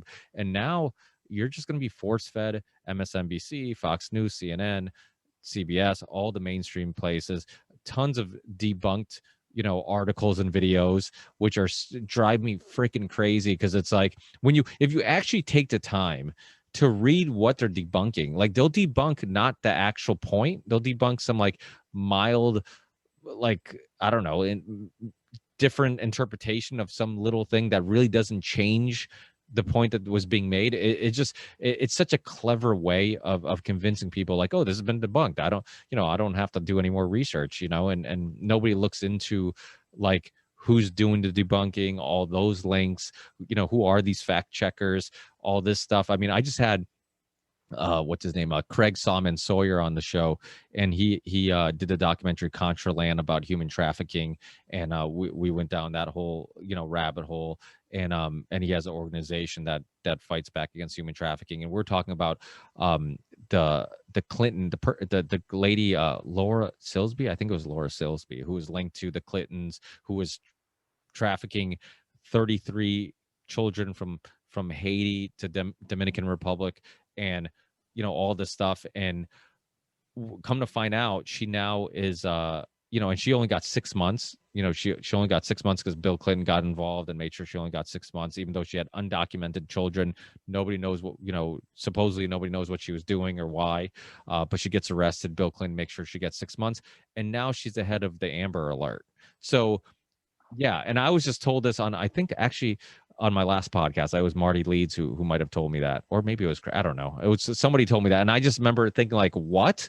But this is like how crazy of a world we live in. Like if you actually do some research, I know Ben Swan, same thing when he was getting fact checked like crazy on Facebook. He talked about how like the person who was a part of that fact-checking group or organization was linked to the Wuhan lab, and like all these weird, and I'm like, dude, this is like too crazy to be like real. It's just, it's nuts. It's we live in crazy times.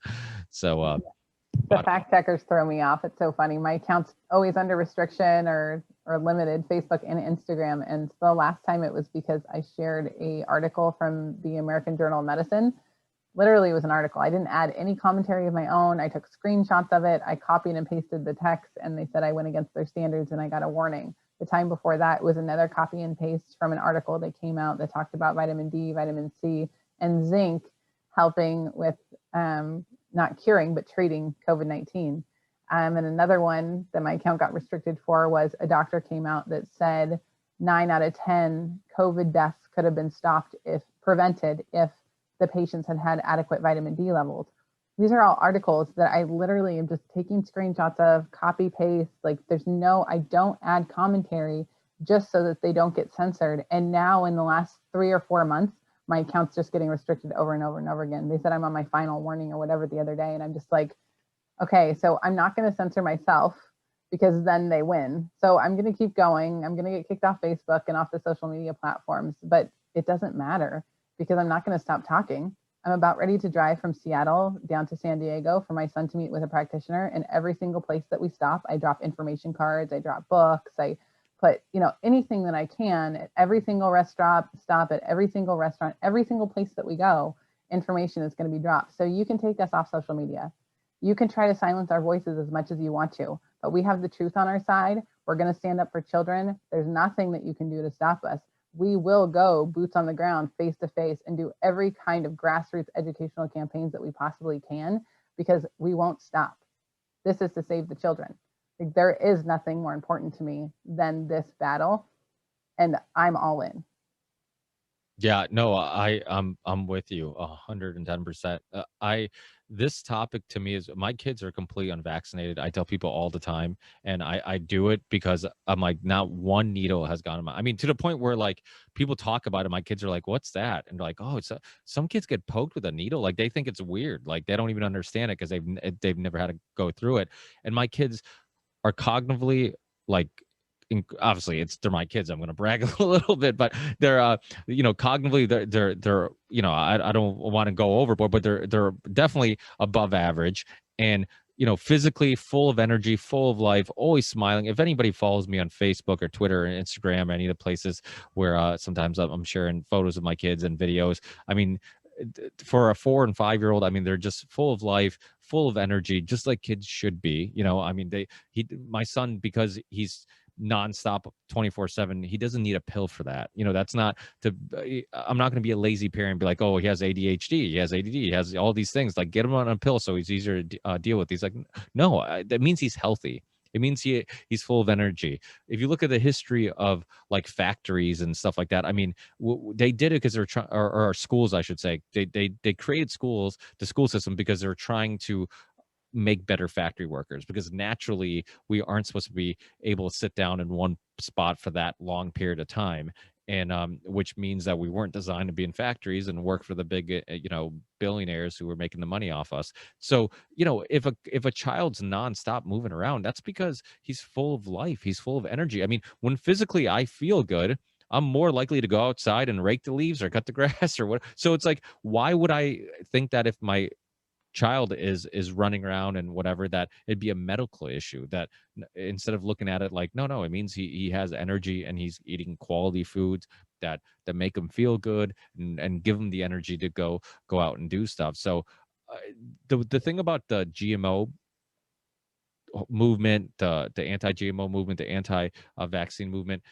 the reason why I do think that you know I'm optimistic about the movement is because it is a lot of really passionate moms. It's a lot of, and nothing will motivate people more than something that involves their children. Like it just, and so I think that that's exactly why I'm optimistic, and I think that they can't, they can spend as much money as they want. They can, spend all this time manipulating the public, but there's too many parents who are passionate about protecting their children and other people's children, and giving them the opportunity to make the right choices, that like you said, we're not going to stop. We're not going to, you can ban us off everywhere. I mean, Float's a good alternative, Odyssey, a library, BitChute. I mean, if you want to see some decent documentaries, some decent research, you're going to go to those places. And people like to think that Facebook and Instagram and all these social media platforms are going to last forever,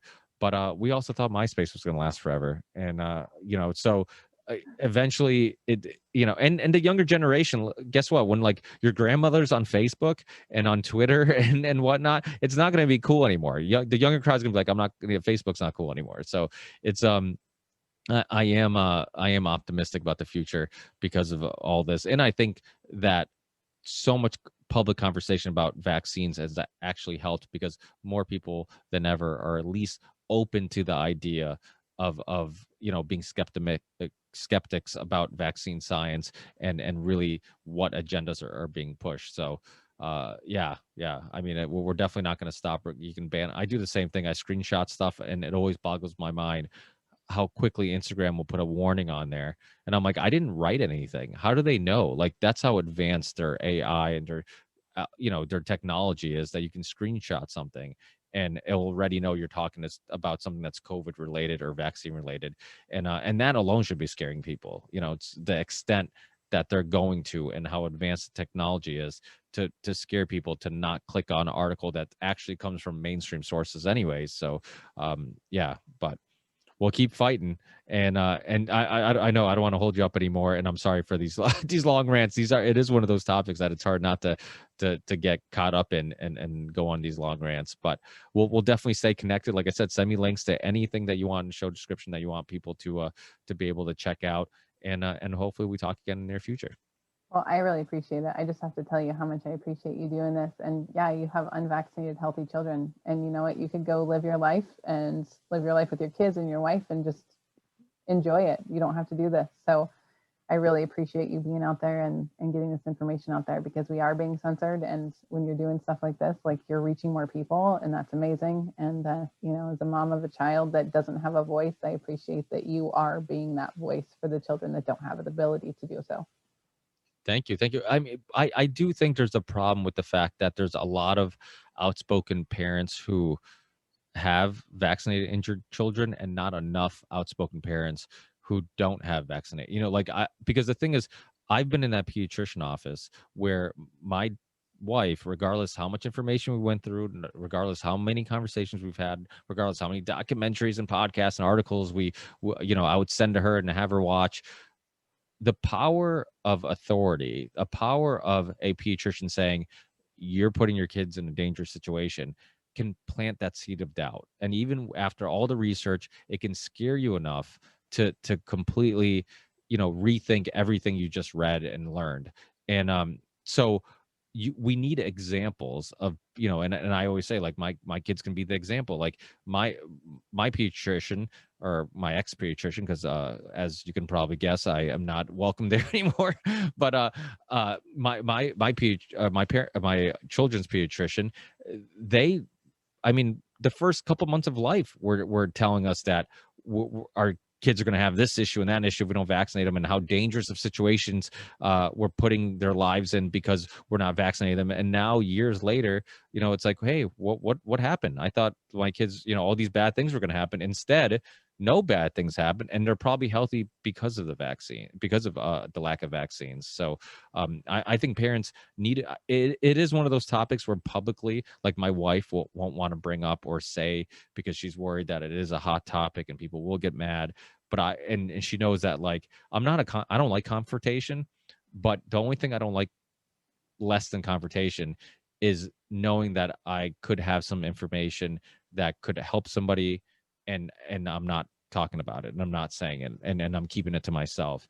So even if it means I could get into a confrontation, I'm okay with that, because at least I can look in the mirror and say, hey, I did my part. I shared the information. I did my best to try to get through to somebody. And if I'm not successful, then at least I know I tried. Yeah, absolutely. I'm 100% with you. And yeah, it's frustrating because there is such pushback, but it's like, we gain nothing from this. Like, my child's not miraculously going to heal because I'm out talking about this. I mean, I've been traveling the country for the last several years, and I've spent $35,000 of my own money, probably more than that now, just on educational stuff and helping out, other organizations and stuff to get information out there. It's like, we gain nothing. There's nothing. It's not like I can go back and undo anything. It's not like I'm going to get some fame or fortune. You gain nothing. You're literally going out there just trying to save other people's kids so they don't have to go through what yours has. There is no greater pain that a parent can ever experience, like we were speaking about earlier, than watching your child suffer and not being able to do anything about it. There's just nothing. It tears your heart out. And every single day, at some point in the day, my son has something happen where he gets very upset and he's not able to speak and can't tell me what it is. So it's like, I don't want other people's kids to have to go through that. And I don't want other parents to do that. It tears apart relationships. It tears apart your marriage. It's just completely life altering and devastating. And if we don't get this under control, at some point, our country's going to go bankrupt.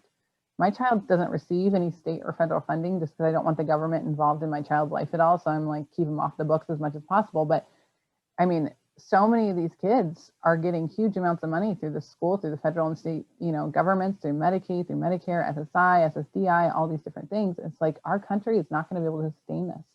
At 1 in 54, 1 in 36 boys, and God only knows what the numbers actually are, of children with autism, and then with health issues, like, this is not sustainable. our country is going to go down. People are worried about losing Social Security. That should be the least of their worries with this epidemic that we're dealing with. So I just, like I said, I'm really thankful to you and to people like you that are out there talking, because people need to see that you don't have to vaccinate your kids and they can still be very healthy and have lots of vitality and drive you insane with their nonstop going.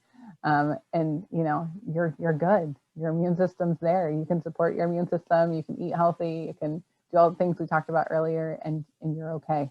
So Yeah, yeah, absolutely. And don't let those pediatricians scare you, because they will, they will. I mean, you see the power of fear during the lockdown, and this, I promise, this will be the last thing I say. But you see the power of fear during the lockdown, because I know people who are like my father-in-law. He is a hardcore Fox News loving Republican, and even he was like getting mad at like my wife for, because we would post pictures during the whole lockdown of like people being at my house, us going places, you know, being normal people and doing normal things despite, you know, what the media was telling us to do, and isolate ourselves and deal with some social trauma and psychological trauma from doing that.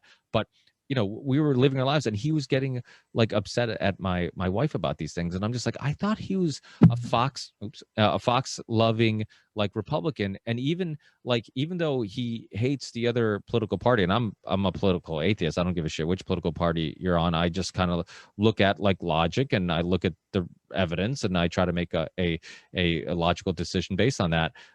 But even he was like wearing a mask and trying to isolate himself, and not, you know, I was real pissed that he wasn't willing to come over during Christmas and the holidays, because the news told him to do so. You know, the news told him to stay home. You know, Massachusetts was telling everybody, don't get together with your family or whatever. And and he loves Christmas. He's like, you know, he's one of those guys that decorates a little too early, and always gets a real tree. And so like when he wouldn't see his grandkids on Christmas, I'm like, wow, like the power of fear, the power of just scaring somebody, that you can, you know, completely just lose all logic. And so, you know, it's, I know that many parents who are in that pediatrician's office, that's what happens. That's how you get people to bend and break, is that you tell them like, there's a danger.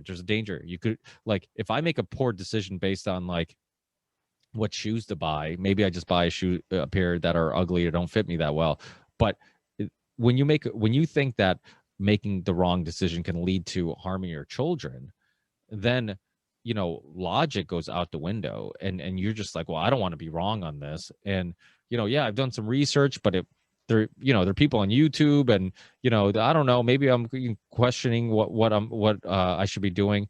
So people have to do their own research, and don't let those tactics get in the way of your logic and reason, because I've seen it happen. I've seen people throw it all out the window and completely do a 180 because of just the pediatrician's tactics of scaring the shit out of you.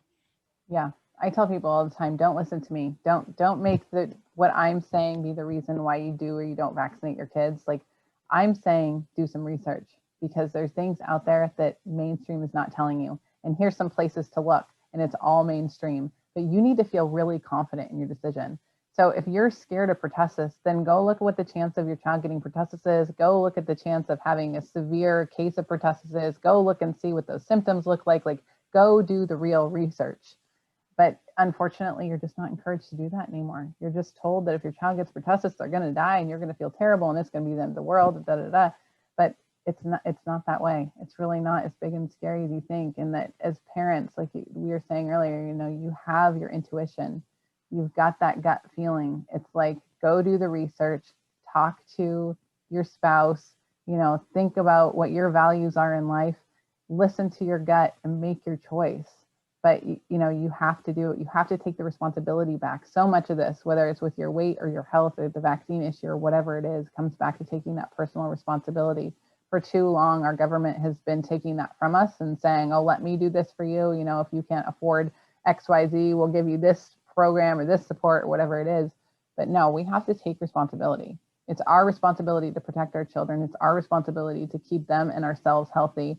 These things are all ours. And when something happens, If something happens after you followed the medical advice, if you go get your child vaccinated, they have an adverse reaction, those doctors don't show up for you anymore. When my child had his reaction, it's not like they all came in to save the day.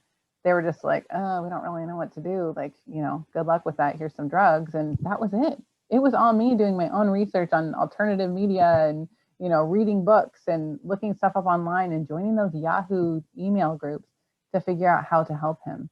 And that's how I got him to the point where he is now. But the doctors aren't there. That pediatrician is not there to help you once your child is injured. So it's really important that you go and you do your own research. Absolutely. And that's getting harder and harder to do.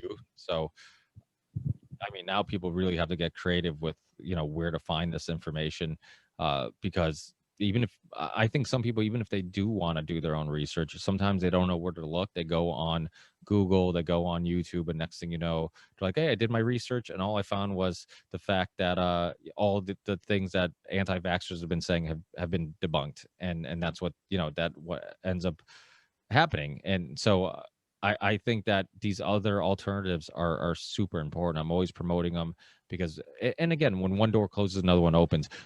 Eventually, people are going to realize that you can't get anything interesting, any alternative ideas or perspectives or researchers on, Google and YouTube and all the basic places and Facebook and Instagram and Twitter, because they're suppressing every alternative voice. And like I always say, you fight bad ideas with good ideas. You don't suppress them. And in some cases, I hope that suppressing them only makes people want to look into it even more. Like, the forbidden fruit thing, where it's like, don't touch this, don't look at this. And you're like, okay, well, why don't you want me to look at this? So I hope it does kick them in the ass afterwards, and they've overplayed their hand, hopefully. So we'll see, but we'll keep fighting, and I'm sure we'll talk again, and hopefully, more positive news.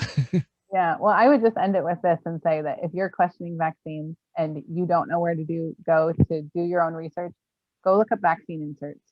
Just read the entire insert. If you don't understand a word, look it up.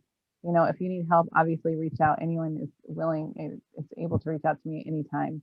I'm always happy to talk to people, but really just go read that vaccine insert. Like, that's such a good first place to go.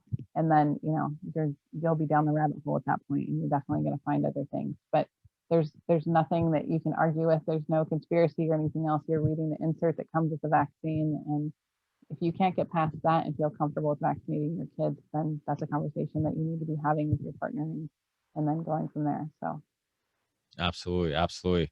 But yeah, so thanks. Sorry for taking up so much of your time. I didn't tell you that it was probably going to go this long.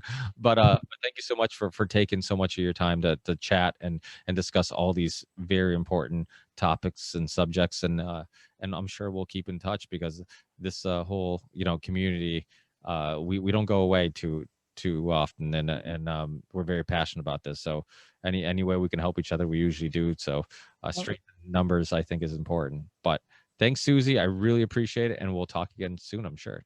thank you so much. Have a good night. You too. Thank you. Take care. Okay. Bye bye.